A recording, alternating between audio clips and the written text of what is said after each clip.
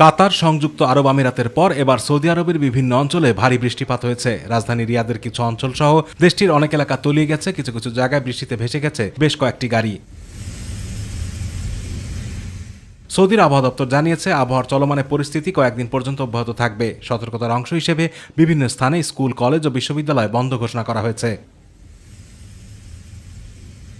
ভারী বৃষ্টির প্রভাব পড়ছে রাজধানী রিয়াদ, দিবিয়া, হুরায়মালা, ধুরমা থেকে কুয়াইয়াহ পর্যন্ত। এই সময় দেশের বিভিন্ন অঞ্চলে মাঝারি থেকে ভারী ও শিলাবৃষ্টি হবে বলে সতর্কতা জারি করা হয়েছে এবং জলাবদ্ধ এলাকা থেকে দূরে থাকার অনুরোধ জানানো হয়েছে। মক্কা সহ আশপাশের অঞ্চল তায়েফ, মায়সান, আদহাম, রানিয়াহ এবং আল মুহাতে আবহাওয়া সবচেয়ে বেশি খারাপ।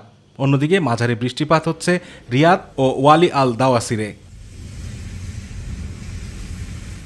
এদিকে গত সপ্তাহে সংযুক্ত আরব আমিরাতে ভারী বৃষ্টিপাত হয়। এতে দুবাই সহ আমিরাতের বিভিন্ন অঞ্চলে দেখা দেয় বন্যা। বন্যার পরিস্থিতি এতটাই ভয়াবহ ছিল যে অনেকে গাড়িতে আটকা পড়েন, এমনকি মৃত্যুর ঘটনাও ঘটেছে।